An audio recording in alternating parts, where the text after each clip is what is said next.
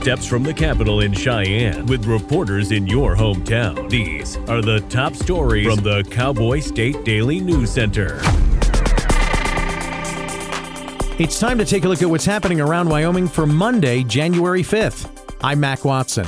Justin Bradshaw was headed to work December 16th in Lyman when he got the last call he'd ever take from his 20-year-old daughter, Macy. Cowboy State Daily's Zach Sontag reports that Dad was there in 4 minutes, but it was still too late. It's suspected that he broke into her home and he held her at gunpoint, and it was right at that moment that her father showed up and the gunshots rang off. So you just kind of have to picture what that's like. You're the father and your 20-year-old daughter calls you and she says, I need you to come and scare my ex-boyfriend away because he's on my porch and I'm scared. And you immediately go to the scene, and it's not even 4 minutes later that you are there, and yet the gunshots go off and you still are just kind of in this desperate, hopeless place. The family has established a nonprofit organization called A New Dawn, which is fundraising and organizing mental health resources for young women and others.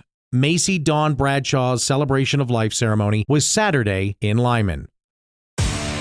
Wyoming issued a new pro rodeo license plate on Friday in response to PETA asking for a plate without the iconic bucking bronco, claiming that rodeo is cruel. Cowboy State Daily's Claire McFarland reports that one state legislator said PETA's request made him want to celebrate rodeo even more prominently. PETA in the summer of 2024 wanted to confront a Wyoming law that says that the bucking horse and rider needs to be on all of our license plates. And they were like, let's change this law so that people have options that don't include what they called cruelty to animals.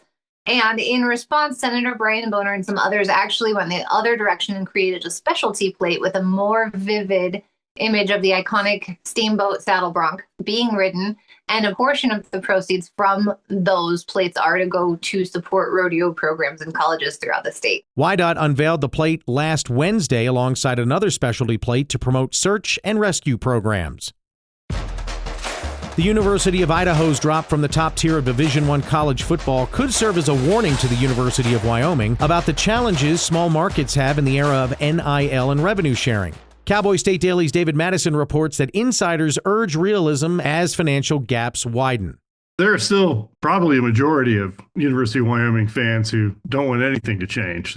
They believe that the example set by Indiana this year, the doormat of the Big Ten now contending for a national championship, that Wyoming might one day rise from the kind of the middlings of upper tier college football and really contend for a championship and be a top flight program. One of the sources I spoke to really said it best. He said, I could argue both sides of this issue. I'm a diehard Pokes fan, but I can see it both ways. And he didn't really know where he came down. He just wanted something fun and productive and winning on the football field. And however they're able to get there, the better. Today, the University of Idaho operates without an established revenue sharing fund to pay players.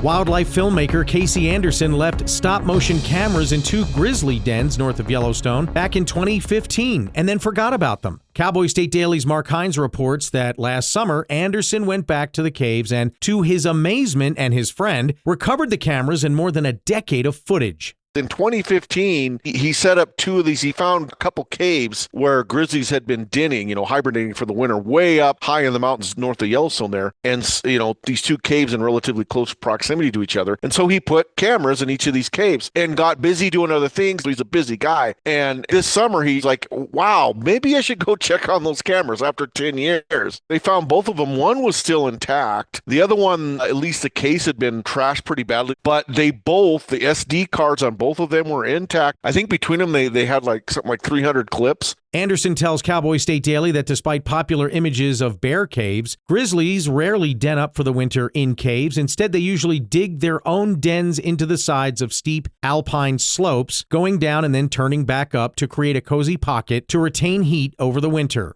I'll be back with more news from Cowboy State Daily right after this.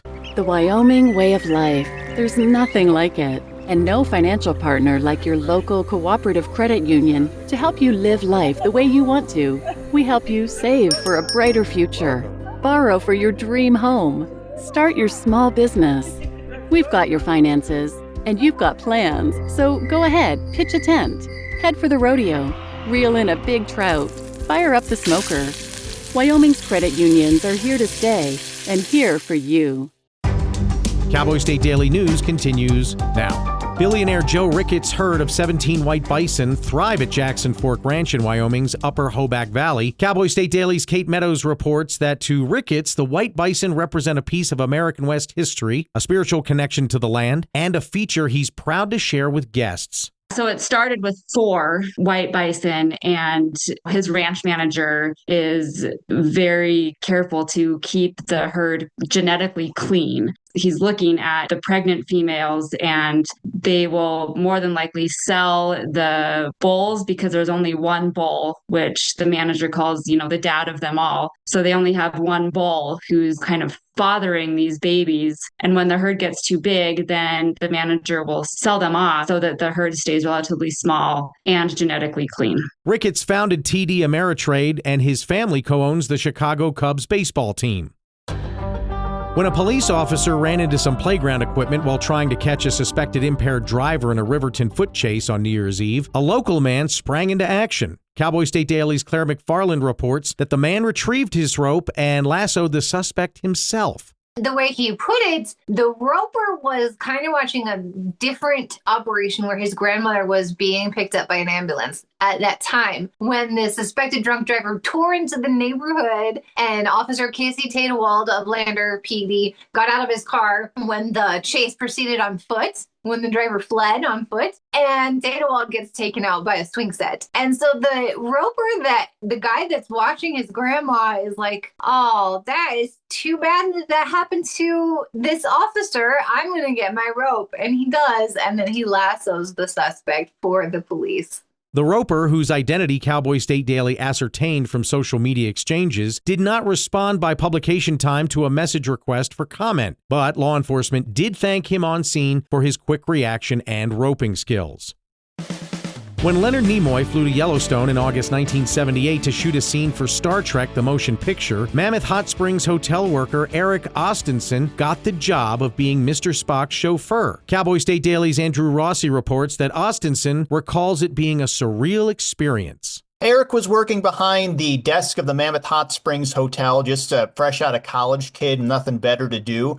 And then he saw a reservation for Paramount Pictures for 10 cabins, and nobody knew that was coming or had any idea what it was. But then when he drove up to pick up the Paramount crew in a rental car, and then Mr. Spock, in full Mr. Spock getup, jumped into the back of his car, Eric likes to say that he got to take Mr. Spock to work one day, and I think that's something that a lot of Trekkies would kill to be able to say that they did. They shuttled Mr. Spock to the surface of his home planet so he could consult with the Vulcan elders. When the Star Trek television series got the green light for a full-length motion picture, creator Gene Roddenberry and the production team wanted to make a big impression with an on-location shoot, and they quickly realized that no place on Earth seems like it should be on another planet more than Yellowstone National Park.